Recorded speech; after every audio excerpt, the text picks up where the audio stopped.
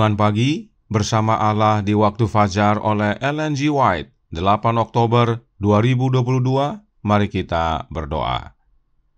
Bapa kami yang di sorga, Allah pencipta langit dan bumi, laut dan segala isinya, Allah yang maha besar, maha kuasa, sumber segalanya, yang kami sembah selalu melalui anak-Mu yang tunggal, Yesus Kristus.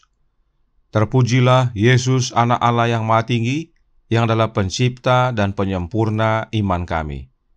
Pada pagi hari ini kami bersyukur boleh bangun dan berbakti, dan sebagaimana membaca dan mendengarkan nasihat firman-Mu, kiranya ini menjadi pembaharuan bagi kami semua. Kami merelakan hati kami bagi Yesus. Beserta kami sepanjang perbaktian ini, kehendak-Mu yang jadi. Ampun kami akan dosa dan salah, karena kami berdoa hanya dalam nama anak Allah yang tunggal, Yesus Kristus, yang adalah Tuhan dan Juru Selamat kami. Amin. Renungan hari ini akan dibacakan oleh Ibu Vivi Tambunan. Kepada Ibu Vivi, kami persilahkan. Selamat pagi. Renungan kita pagi ini, tanggal 8 Oktober 2022, berjudul Hati yang Rela. Ayat inti terdapat dalam 2 Korintus 8 ayat 12. Sebab jika kamu rela untuk memberi, maka pemberianmu akan diterima, kalau pemberianmu itu berdasarkan apa yang ada padamu, bukan berdasarkan apa yang tidak ada padamu. Kebahagiaan akan menjadi berkat bagi mereka yang telah bekerja untuk Tuhan dalam kesederhanaan iman dan cinta. Nilai pelayanan kepada Tuhan diukur dengan semangat yang diberikan, bukan dengan lamanya waktu yang digunakan untuk bekerja. Testimoni jilid 9, halaman 74. Bukanlah lamanya waktu kita bekerja, melainkan kerelaan dan kesetiaan kita dalam pekerjaan yang membuat itu berkenan pada Allah. Dalam semua pelayanan kita, suatu penyerahan diri yang penuh dituntut. Kewajiban paling kecil yang dilakukan dengan kesungguh-sungguhan dan melupakan diri adalah lebih berkenan kepada Allah daripada pekerjaan yang terbesar yang dicemari kepentingan diri. Ia memandang untuk melihat berapa banyak roh Kristus yang kita miliki dan berapa banyak keserupaan Kristus yang dinyatakan melalui pekerjaan kita. Ia lebih menghargai kasih dan kesetiaan yang dengannya kita bekerja ketimbang jumlah yang kita lakukan. Hanya bila mana sifat mementingkan diri telah mati, bila mana perjuangan merebut supremasi telah lenyap, bila mana rasa syukur memenuhi hati, dan kasih membuat kehidupan harum semerbak, barulah Kristus tinggal dalam jiwa, dan kita diakui sebagai para pekerja yang bersama Allah. Pelayan Injil halaman 435. Pekerja yang menunjukkan kurangnya keramahan, kekurangsabaran terhadap kebodohan dan ketidakpatuhan orang lain, yang bicaranya gegabah dan bertindak sembrono, dapat menutup pintu terhadap hati orang-orang sehingga dia tidak akan pernah bisa menjangkau mereka. Sebagaimana embun dan titik hujan menyirami tanaman yang layu, hendaknya begitulah perkataanmu keluar dengan lemah lembut untuk menyelamatkan orang dari kesalahan. Rencana Allah pertama-tama adalah untuk menjangkau hati. Dikutip dari seri Membina Keluarga, jilid 4, halaman 135. Demikian bacaan kita pagi ini. Terima kasih, Tuhan Yesus memberkati. Terima kasih atas penata layanan Ibu Vivi. Tuhan Yesus memberkati. Selamat pagi saudaraku dalam Tuhan, selamat Sabat. Renungan hari ini sebenarnya berjudul Pikiran yang Rela. Namun pikiran dan hati adalah satu, karenanya diterjemahkan menjadi hati yang rela. Rela untuk apa? Pertama, kita perlu pahami tentang pikiran kita. Gospel Workers edisi 1892 halaman 134 paragraf 1 menjelaskan, pikiran manusia digambarkan dengan tanah taman yang subur. Kecuali jika pikiran menerima penanaman yang tepat, ia akan ditumbuhi rumput liar dan semak-semak kebodohan. pikiran dan hati membutuhkan perawatan setiap hari, dan pengabaian akan menghasilkan kejahatan. Inilah kondisi pikiran dan hati kita. Jika salah rawat, maka yang tumbuh adalah kebodohan dan kejahatan.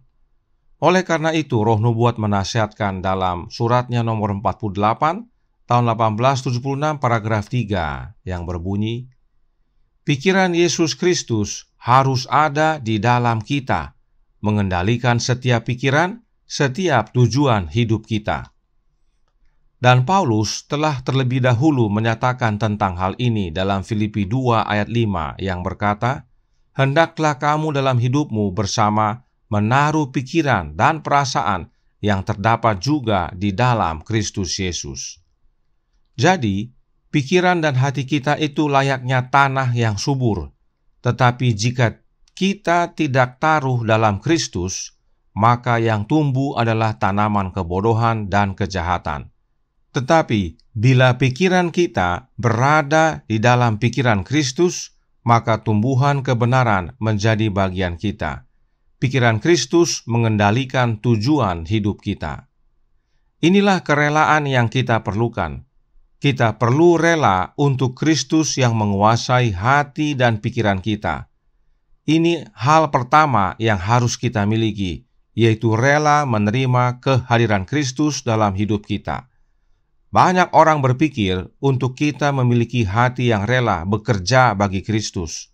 Benar, kita perlu rela bekerja bagi Kristus, tetapi rela yang pertama dan utama adalah rela membuka hati kita agar Yesus masuk dan berkuasa. Sebab, That I May Know Him, halaman 226 paragraf 4, berkata, "Pohonnya harus dibuat baik sebelum menghasilkan buah yang baik." Kita tidak bisa rela bekerja sebelum Kristus berkuasa di dalam hati kita. Kerelaan kita bekerja adalah karena Kristus yang berkuasa dalam hati kita. Pohonnya dibuat baik dulu, baru dapat menghasilkan buah yang baik. Kita rela menerima Kristus dalam hati kita, baru kemudian kita rela bekerja sama dengan Dia. Itu sebabnya renungan hari ini berkata dalam Bersama Allah di Waktu Fajar, halaman 305, paragraf 2. "Bukanlah lamanya waktu kita bekerja, melainkan kerelaan dan kesetiaan kita dalam pekerjaan yang membuat itu berkenan pada Allah." Kita rela dan setia bekerja bukan karena kuat kuasa diri kita, tetapi karena Kristus yang bekerja dalam hidup kita. Dalam tulisan lainnya, Roh Nubuat menjelaskan, Review and Herald, Juli 10, tahun 1894, paragraf 3. "Pekerja di kebun anggur bukan lamanya waktu Anda terlibat dalam pekerjaan yang membuatnya diterima oleh Allah, tetapi kerelaan, kesetiaan, dan ketulusan yang dengannya Anda bekerja. Orang-orang Yahudi pertama kali dipanggil ke kebun anggur, tetapi mereka sombong dan merasa benar sendiri, dan tidak senang bahwa orang-orang bukan Yahudi yang sangat mereka hina diakui memiliki hak istimewa yang sama dengan diri mereka sendiri dalam hal-hal kerajaan Allah. Inilah contoh orang yang bekerja di luar Kristus. Yang diandalkan adalah masa kerja, yang diandalkan adalah dirinya sendiri, dan bahkan tidak senang melihat orang lain dapat turut dalam bekerja bersama Yesus. Inilah pentingnya untuk menerima Kristus terlebih dahulu dalam hati kita, baru kita bekerja. Inilah pentingnya pohonnya baik dulu, baru berbuah. Sebab apapun yang kita kerjakan nantinya, itu bukan atas kuat kuasa diri kita, tetapi karena kerelaan hati kita membiarkan Kristus yang bekerja dalam hidup kita.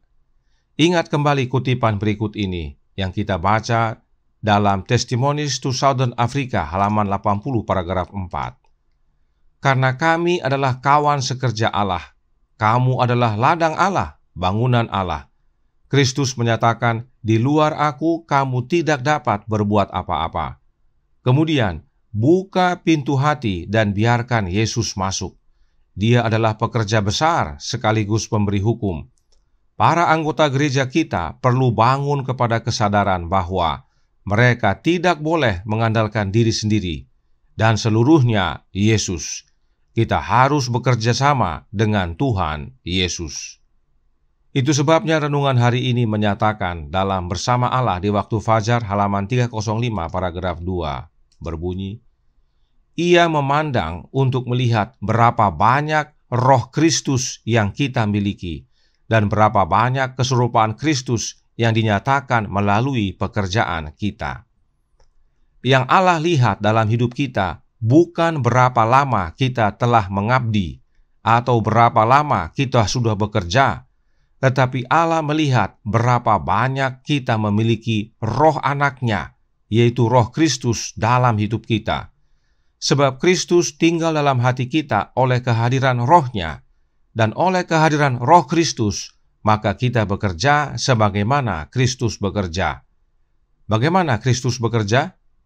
Yesus bekerja menjangkau hati. Sebab itulah rencana Allah, yaitu menjangkau hati. Sebab bila hati kita sudah kita serahkan kepada Kristus, maka Bapa dan Anak yang bekerja memastikan hasil-hasilnya. Karenanya, hati yang rela adalah pertama-tama rela menerima Kristus masuk ke dalam hati kita dan berkuasa, sehingga kerelaan kita bekerja adalah oleh karena Kristus yang mengerjakannya dalam hidup kita. Namun bukan aku sendiri lagi yang hidup, tetapi Kristus yang hidup di dalam aku. Oleh karena itu, saudaraku dalam Tuhan, relakanlah hatimu dan serahkanlah kepada Yesus. Tuhan memberkati, saya bawa dalam nama Yesus. Amin. Mari kita berdoa. Bapa kami yang di sorga, Allah pencipta langit dan bumi, laut dan segala isinya, Allah yang maha besar, maha kuasa, sumber segalanya, yang kami sembah selalu melalui anak-Mu yang tunggal, Yesus Kristus. Terima kasih atas nasihat penting pada pagi hari ini. Hati yang rela, pertama-tama adalah rela untuk menerima Kristus dalam hati ini. Sebab kerelaan kami untuk bekerja bukan hasil usaha kami, bukan karena kuat kuasa diri kami, tetapi oleh karena kami rela menyerahkan hati kami kepada Kristus dan Kristus yang bekerja dalam hidup kami. Karenanya tolong kami ya Bapa, curahkan roh anak-Mu dalam hidup ini, tinggallah dalam kami ya Yesus, karena hanya dengan kehadiran-Mu kami boleh berbuah, kami boleh bekerja. Beserta kami sepanjang hari ini kehendak-Mu yang jadi, ampun kami akan dosa dan salah, karena kami berdoa hanya melalui Anak Allah yang tunggal, Yesus Kristus, yang adalah Tuhan dan Juru Selamat kami. Amin.